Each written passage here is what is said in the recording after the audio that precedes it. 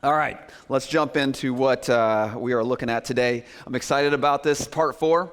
It's a series called Excuse Me, and you can just picture a little kid in class, like not quite understanding, and looking at the teacher going, huh? What? I need for you to repeat that. Maybe that was you back in 8th grade as you were going through algebra. Maybe it was Spanish class for you. Maybe it was English because you just don't have that down yet. Whatever it was, it's that time where you're just like, this doesn't make any sense to me. I need you to repeat. I need to help me understand this. And so, of course, that's what we're looking at. We're looking at some of these sayings that Jesus Christ gave while he was on this earth that just on the surface make no sense. When you really start digging in and understanding the culture a little bit, it helps. But the people during the time of Jesus Christ and these stories that we were looking at, what do? They're sitting there going, I don't understand. I don't get this. You need to help me understand this. So it makes sense, as we've been saying. If Jesus Christ is truly God, he should be saying some things that don't make sense. And he did clearly say that. We here at Neo and most churches really do hold Jesus Christ up high as deity, 100% God, 100% man. He's the Son of God, the second person of the Trinity, right? And so as we look through this and we start seeing some of the teachings of Christ, he helps us understand them better. And so here's a group of people. We looked at it last week. We were at this area. It was like the Sermon on the Mount, the Sermon on the Plateau.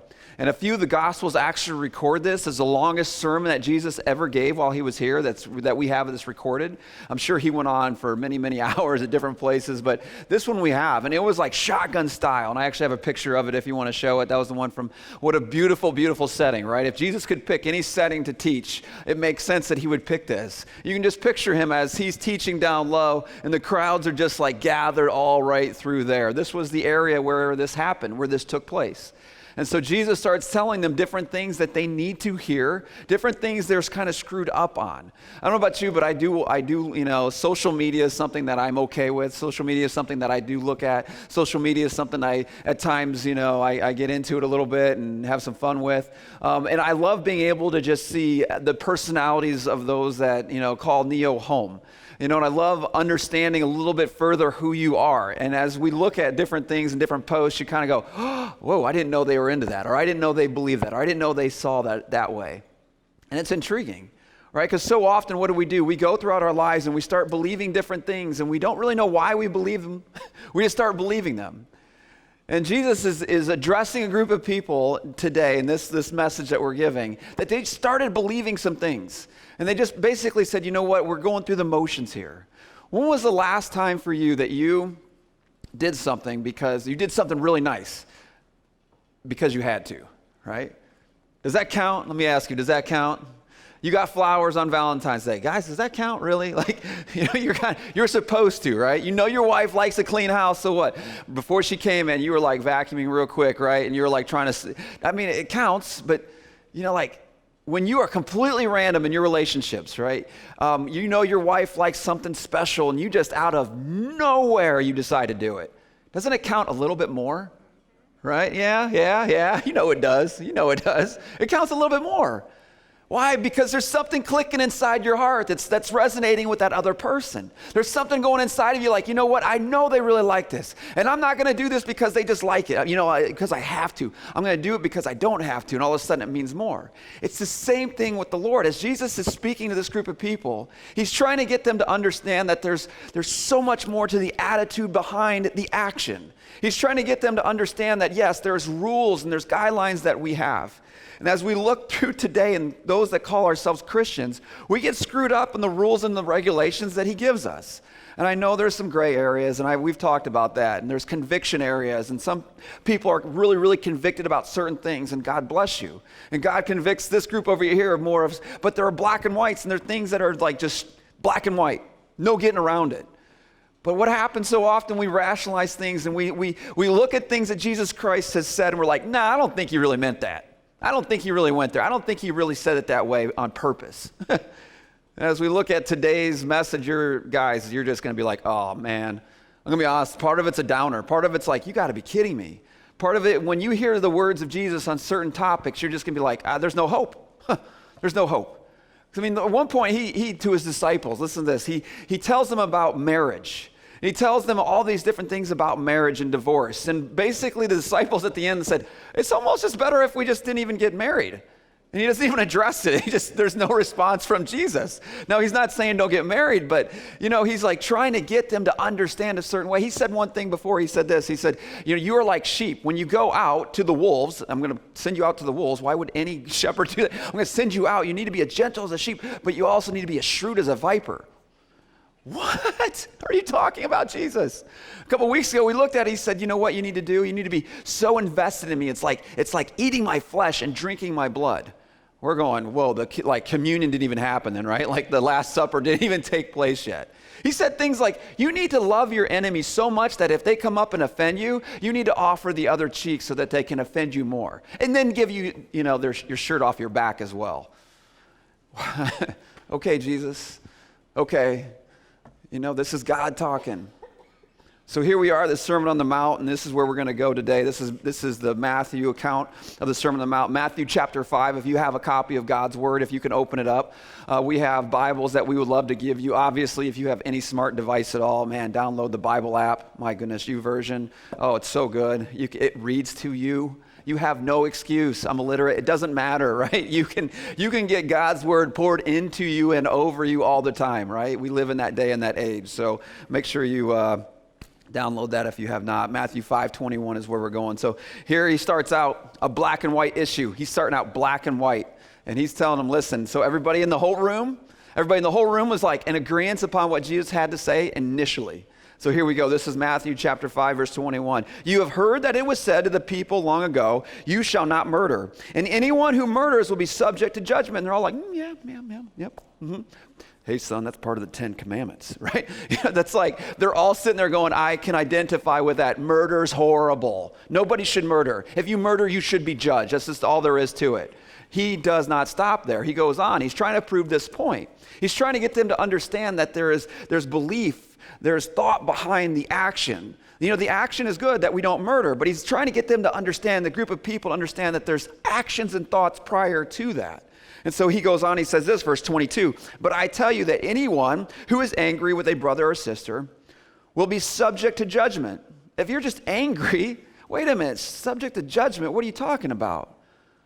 Someday, we stand before the Lord. You know what? He's not just going to be that nice, gracious God that hung on a cross. He is also judge. And all of a sudden we start seeing, wait a minute, you're associating killing with, I'm a little bit angry at my brother or my sister? How can you even put those on the same level, Jesus? How can you even go there? And then he goes even further than that. He says this, he says, again, anyone who says to a brother or sister, raka, that's Aramaic, right? Say raka. I mean, it's this Aramaic word for empty or empty head, stupid head, like dumb, right? These are primitive. This is like second grade stuff, right? You're setting yourself up for judgment if you kill somebody, if you're angry with somebody, if you call someone empty head.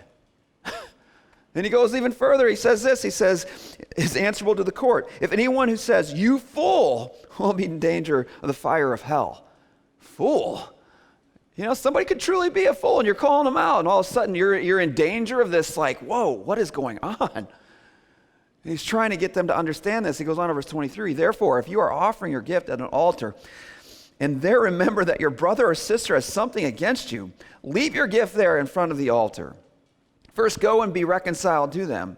Then come and offer your gift. There's some urgency here.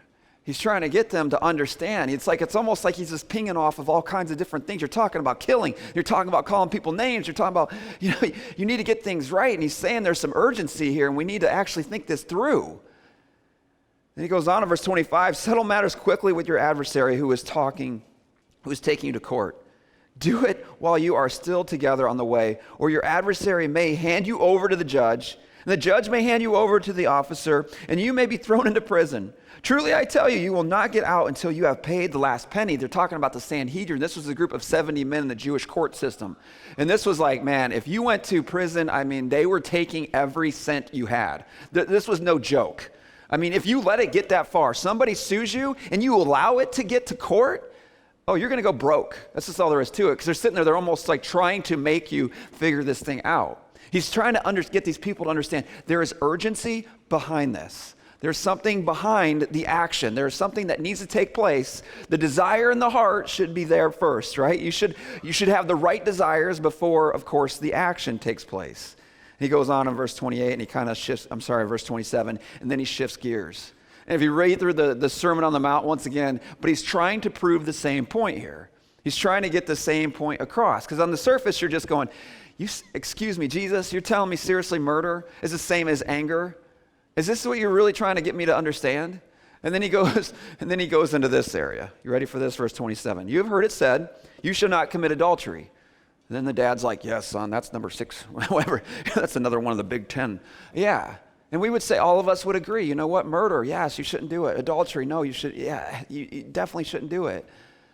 And so everybody in the crowd can identify with Jesus once again, and then he, of course, goes further and he says this, but I tell you that anyone who looks at a woman lustfully has already committed adultery with her in his heart. And all the guys are like, you gotta be kidding me, right? Because we live in a day and an age that this is almost impossible. You can't get on social media, you can't turn on the television, you can't look at anything almost without this thing called lust just creeping inside of our heart. And lust is an ugly, ugly, disgusting thing. It's hard to get rid of. It's hard to shake. It's hard to get past. And he's trying to get them to understand, you know what he's like, and people in the crowd that day would have been raising their hand like, wait a minute, so murder is like anger and like lust is like committing adultery? What are you talking about, Jesus? What are you saying right now? And he goes on to verse 29, he says this, he says, if your right eye causes you to stumble, gouge it out and throw it away. It is better for you to lose one part of your body than for your whole body to be thrown into hell. He's saying, you know what? There's urgency here. You need to figure this out. This has to be buttoned up. He goes on, he says this, and if your right hand causes you to stumble, cut it off and throw it away. Jesus. Can you imagine? I mean, that's gross, right? I mean, that's horrible. Self-mutilation is not something that we, encourage. I mean, Jesus, what?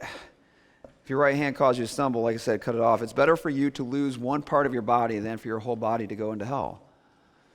These are some strong words. What he's not saying is that the earthly effect of anger is going to be similar to the earthly effect of killing. He's not saying the earthly effect of lust is going to be equal, all right, to the earthly effect of adultery. Obviously, the earthly effect, what happens because you do these two different things, is not going to be the same. What he is saying is that the seriousness of this is equal. He's trying to help us understand that the actions, our motives, our thoughts, the things that are going on inside of us are as important as the action itself. So when you bring those flowers home, and you screwed up and you did something stupid, right? It's like, yeah, okay, thanks. It's, a nice peace offering. It would have meant a lot more if we were on good terms and this wasn't Valentine's Day, right? And this is what he's trying to get them to see and to understand. We have to take this serious. Our motives absolutely, absolutely matter. And here's the thing, God cares. God cares. When you read through this and you look through this, he wants us to understand that the things that we do, it matters. He wants us to understand that he cares. To the point that he went to this earth, he came here and he died on a cross for every single tiny little sin. I know this is so strange when you think about this, that every single person deserves hell when they are born, but it's really true. There's these two types of things going on inside of a person. One person, like when you are born, you have this thing that you are just born with. It's called the sin nature. Once again, we said this before, no one has to teach a child how to lie. Hey, honey, let me tell you something. When your mom says this, if you actually say it this way, it's a lot more believable. I mean, you know what I'm saying? This is not something that we have to do. It's inherent. It's in us. Therefore, we are deserving of a eternity that is not with the Lord, that is apart from him. God cares so much, he came to this earth. There's some things that I just want to kind of pull out, some teaching points that I just want to pull out of this passage because there's a lot going on here, and I think there's a lot that we can pull out of this. And I think this is one of those things where something might hit this group over here or this person over here might be different, so I'm going to kind of throw a few different things out there about this. So number one is simply this. I encourage us, don't lower the bar when it comes to our attitude. Don't lower the bar when it comes to the things that we believe and the things that we think that lead to our actions. Don't lower it. I was talking with someone yesterday and last night, and he was telling me he's an HR guy, and he has to hire and fire a ton of people. And he was telling me about the different people, and I said, is it really, how difficult is it right now to find good workers? And he's like, let me tell you, and I see some groans in your faces, right? He was just like, it is crazy right now. He's like, we are giving people more money, and we're overlooking the times that they show up. And the way that they work. I mean, the quality of worker that we're getting now for the amount of money that we're paying, it's like we are just lowering the bar and lowering the bar and lowering the bar. And you get stuck in that system, and it's just like it's the new normal. And so often, what do? We have these bad attitudes, and we have these things that lead, right? That starts in here. It starts in your heart, right? Greed, lust, anger, bitterness, all these things that are just gross and ugly and disgusting. It starts inside. Nobody can see these things. But what does it do? It leads to actions. It leads to murder. It leads to adultery. It leads to these brutal, disgusting, vile things. And Jesus is like, it matters what happens inside. Your heart matters. And we see him teach on this over and over and over. And so what happens so often, what do? We lower the bar. Our standards are lowered. Well, you know what? It's just the way it is. And Jesus would come here, and if he was here today, he would sit here and look at you square in the face and go, it doesn't matter what your culture says, what your mama says, what your daddy says. It does not matter. What matters, of course, is what he thinks. Another thought on this, as simple as this, is just address heart issues quickly. Man, what's going on inside of here before the actions take place? It's like Jesus knew, right? Jesus knew. Nobody woke up one day and went, you know what? I think I'm going to destroy my marriage. Let's do that. You know what? I think today I'm going to do something so wicked that I'm going to go to jail forever. Yeah, let's go there. Jesus knew that something planted down deep inside is going to grow. And guys, let's be real. This whole lust thing, I mean, if you allow lust to mature, it's going to come out some way. It's going to come out, right? Perversion will come out. Anger down deep, if it's not addressed, will come out. Greed will come out. It's going to grow. There's no way around it. It must be taken care of quickly.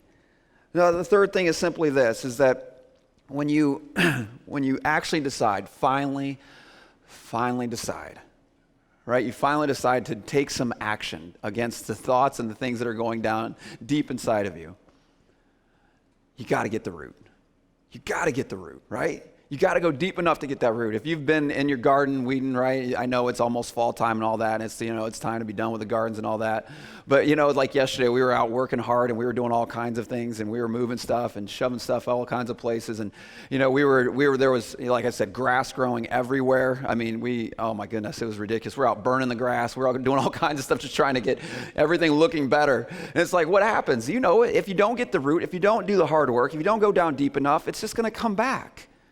Right? If you throw some mulch on top of some grass and you don't kill it first, right, or get rid of it first, it's going to come through the mulch. I mean, there's just no way around it. And this is what Jesus is trying to get to, the seriousness of this matter.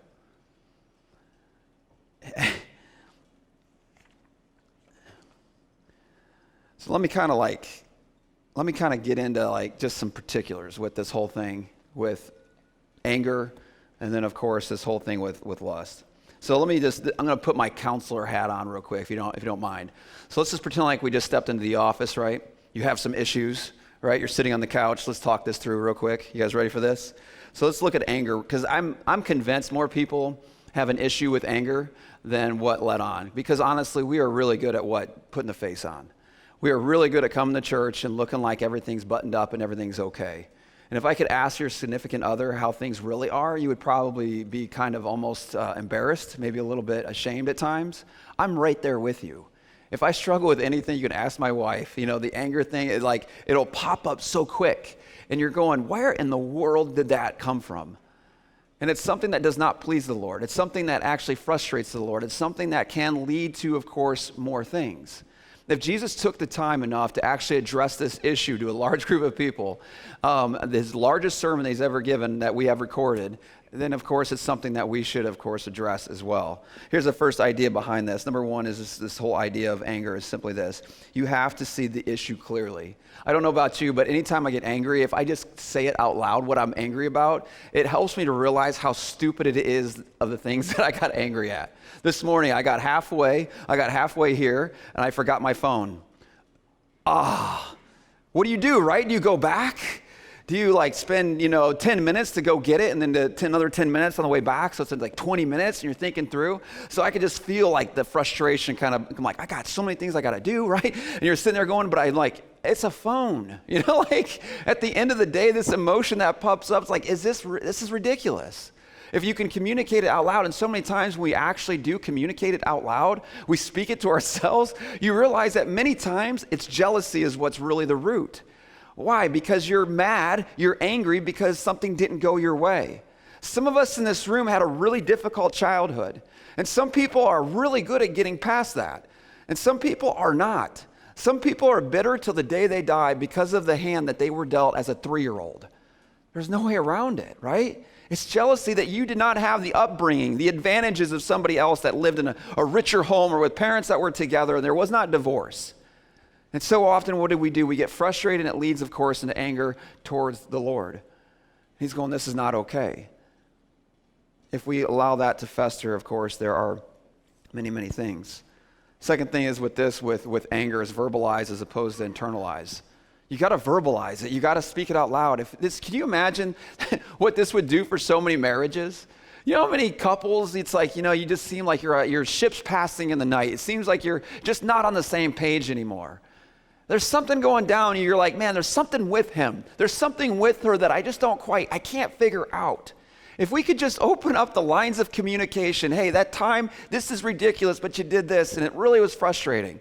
If we could just open that up, marriages would change. Relationships with our bosses would change. So much would go a different direction. Third thing with anger is simply this, is to pursue help. If you really have this and you get to this point, this boiling point enough,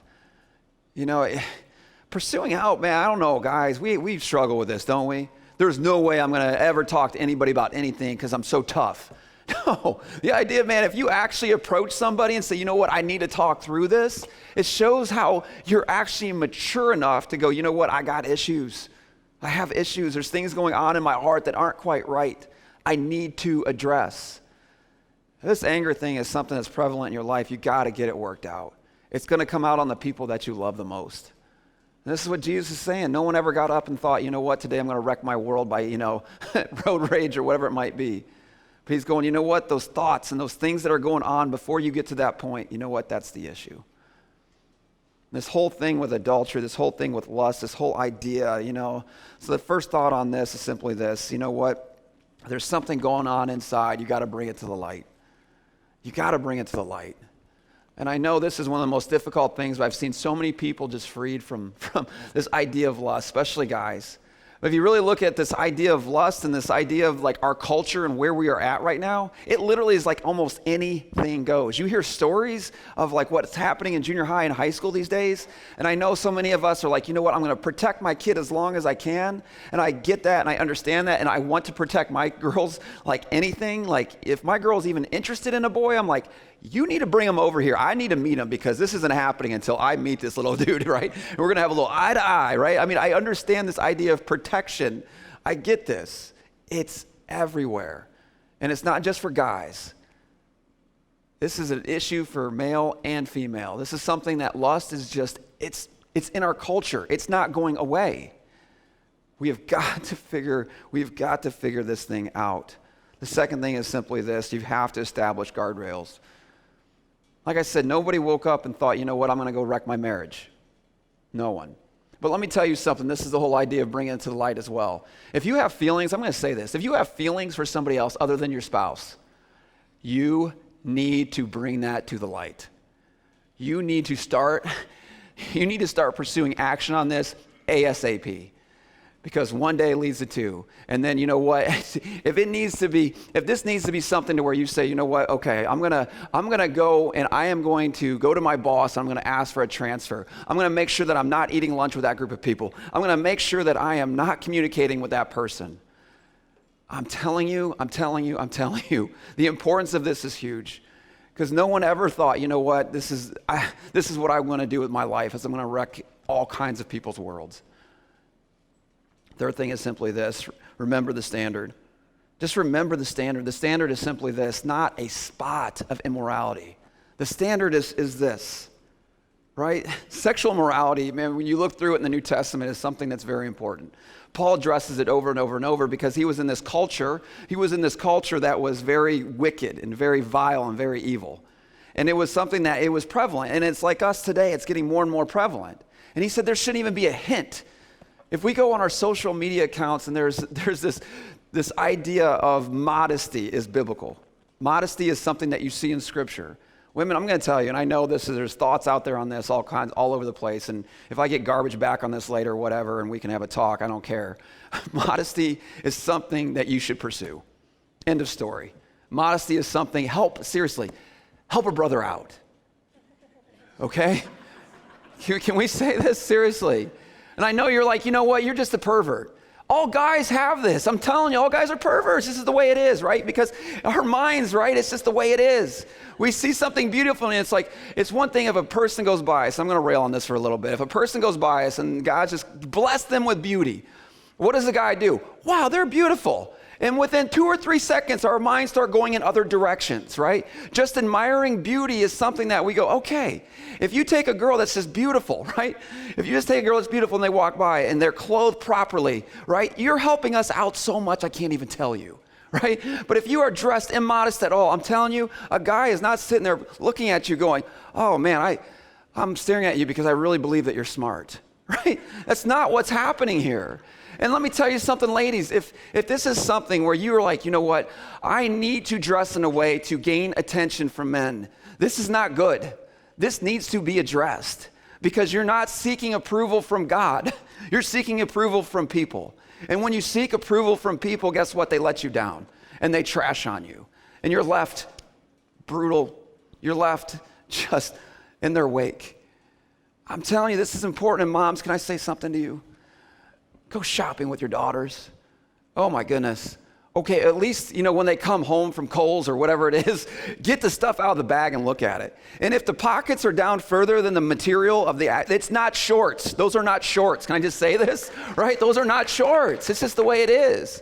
We have to sit there and we have to look at our whole family, right? We should be, oh my goodness. We should look at our social media and our whole family. Should we not? We should look at it and go, hey honey, let me tell you, a junior high boy is going to look at this, and there's not going to be good thoughts in his head. Take the picture down. And if you don't take it down, guess what? No more social media for you, right? Because when our kids are in our house, what should we be doing? We should be teaching them. We should be showing them what's appropriate. But so often what happens, we come to the saving knowledge of Jesus Christ, and what do? We almost don't even understand the whole idea of modesty at all. And so our girls are growing up and our boys are growing up and we're portraying this idea of what modesty is. And it's not pleasing unto the Lord. And all of a sudden our actions are horrible and disgusting. We're like, where'd those come from? Well, of course, it's because of what's growing in here. And God understood this. God understands this. If I can encourage you in any way, it's simply this. It's think about, put Jesus at the forefront. Pretend like he's right beside you. He's everywhere. God is everywhere. He's omnipresent. It's one of those amazing parts of the Lord, right? But every post, every picture, there needs to be something there that goes, okay, is this pleasing? Is this modest? Is this show the evil side of me? Let me just close with this.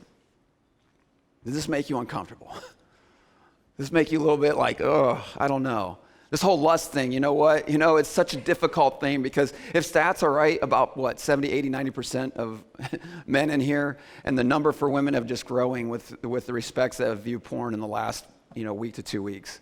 I mean, it's just off the chart. And I know that might be a little bit strange, a little bit odd to be able to, come to church and talk about this. It's a real, real problem. and talk to any man that's truly been freed from this, oh my goodness, it's like chains have just been ripped apart. It's incredible.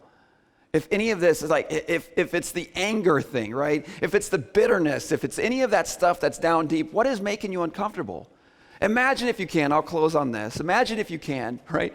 Your life has literally, it's out there for the world. It's on a video screen, right? And there's stuff that people see every single day from us. There's stuff that people see every single day, right? They see the way we present ourselves when we come into the office, when we leave the office, the work site, when we get home. I mean, people see us. But then there's this whole other side that people do not see. And that's the stuff that Jesus Christ is talking about. That's the stuff that's real. Why? Because that leads to things that all of a sudden surface. And people go, well, how did that person do that? Because they were dealing with evil, wicked stuff. And they didn't cut it down at the root. And they let it keep on growing. And Jesus is like, man, if I can tell you anything, address it. Figure it out. Deal with it now before it turns into something that will wreck your world. Nobody gets up and thinks, you know what, I'm going to go kill somebody today. I'm going to go do something so vile and so wicked that, you know, a human would look at me. Not even God, but a human would look at me. God's going, man, the heart matters. The heart matters. It's all important to him, right? Jesus, are you seriously telling me my anger is the same as murder? He's like, you know what? What matters is that it's equal, the fact that it separates you from God. Yeah, some actions can't be undone. They can't be undone. You know, but what we can do today is go, okay, what's growing inside? What were you uncomfortable about? You know, what are the things that you'd go, you know what, I don't want anybody seeing this. I don't want anybody knowing this. No way would I ever tell anybody that. I encourage you, bring that to the light. Tell somebody. Tell your spouse, tell your best friend, tell your mentor, tell the person that you trust the most. So you know what, I got some stuff, man, it's going on in here. I need to get it out. I need an accountability partner on this. Man, let's bow our heads and close our eyes. God, we got things going on inside of us that just, man, separate us from you. And Lord, that's the heart, Lord. That's what's going on in this passage. Lord, that's what you're trying to get us to understand. There's things that are black and white, but Lord, what's going on the inside? Lord, help us to be a group of people, Lord, a group of believers that look to your morality, not our culture's morality, that looks towards your modesty, Lord, not the world's modesty. Lord, help us to look towards what you would consider anger and being okay with certain things, but yet our idea of anger, Lord, so many times we say it's okay, but it's not. Lord, help us to understand you truly, Lord. Help us to be able to just sit back, evaluate our lives, and understand what we need to repent from, Lord, what we need to go the other direction from. Lord, help us to be a group of people, Lord, that just cares about you so much, Lord, that we get up in the morning and we just stare at the sky, Lord, and we stare at the ceiling, and we ask, how can I please you today, Lord? What is your will for me? Lord, my prayer is that if someone is in this room, Lord, and they've never given their life to you, Lord, that they would do that. This last song, Lord, I pray that they would just hand their life over to you. Lord, I pray that they would just say, you know what, God, it's going to be you and me. Lord, thank you so much for the cross. Lord, thank you so much for coming to this earth. Thank you so much for just being able to spend time with us, but to teach us, Lord, to help us to understand. Lord, to say these crazy things, Lord, that loyalty is something to you that goes beyond anything, Lord. Help us to be a group of people, Lord, that puts every relationship behind us and focuses on you. And Lord, help us to put our culture behind us and focus on you to where we can be in this world, but not of this world, Lord. Lord, help us to be so sold out for you and to understand you so clearly, Lord. It's like being with you every single day. God, we love you so much. I pray these things in your name.